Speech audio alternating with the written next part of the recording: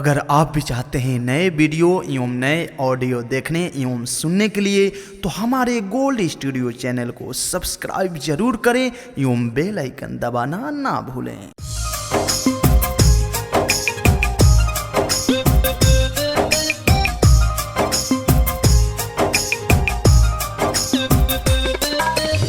Music by Abhishek Gupta. Mixed by Anil Raj.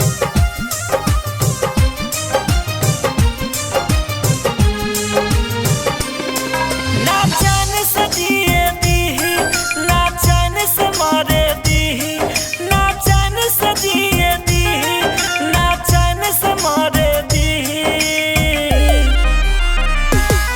चलो भाग चलो रानी, तू तो ही साइकिलिया से गौवा के लोगवा लगे प्यार न करे दीही। चलो भाग चलो रानी, तू तो ही साइकिलिया से गौवा के लोगवा लगे प्यार न करे दीही।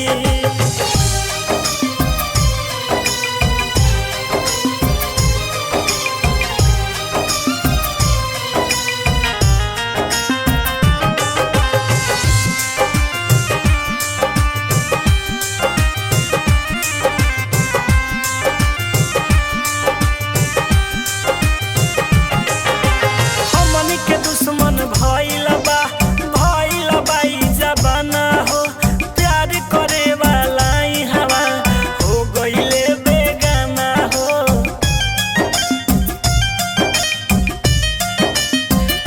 हमनी के दुश्मन भइल बा ई जमाना हो।